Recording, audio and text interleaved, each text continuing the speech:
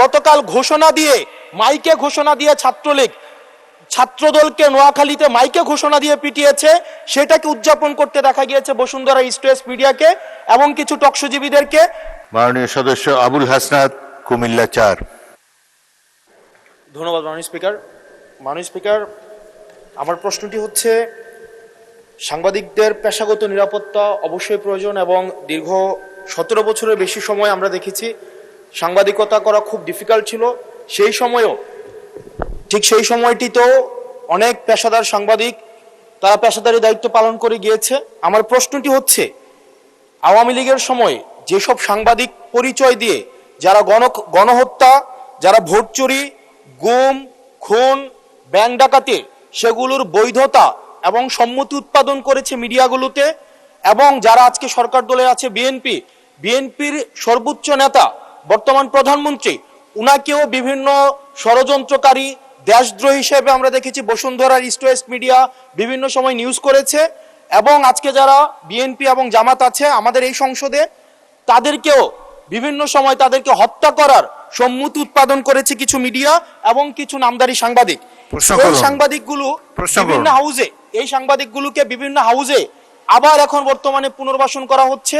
এই জুলাইয়ের পরে এখন টিভি থেকে জুলাইয়ের পক্ষের যারা সাংবাদিক ছিল তাদেরকে বের করে দেওয়া হয়েছে, সময় টিভিকে দখল করা হয়েছে।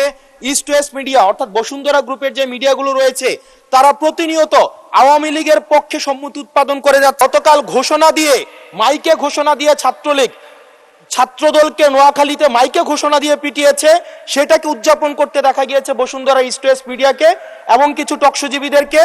আমার মাননীয় মন্ত্রীর কাছে প্রশ্নটি হচ্ছে, এইসব যারা এই গুম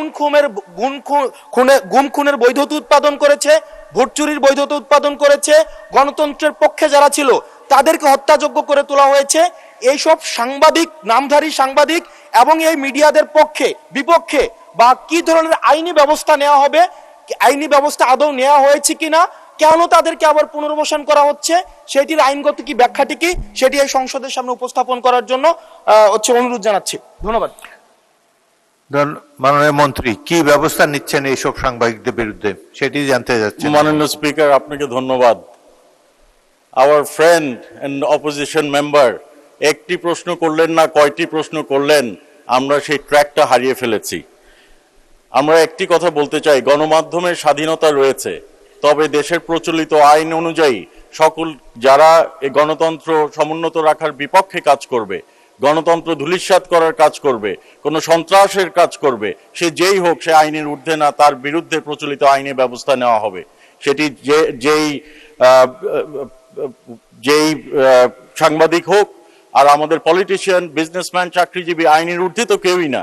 কাজেই কেউ যদি আইনের বিপক্ষে কাজ করে সে তার বিরুদ্ধে বাংলাদেশ জাতীয়তাবাদী দলের নেতৃত্বে যে সরকার গঠন হয়েছে, মাননীয় প্রধানমন্ত্রীর নেতৃত্বে যে সরকার গঠন হয়েছে, সেই বিরুদ্ধে নিশ্চয়ই প্রচলিত আইনে ব্যবস্থা গ্রহণ করা হবে।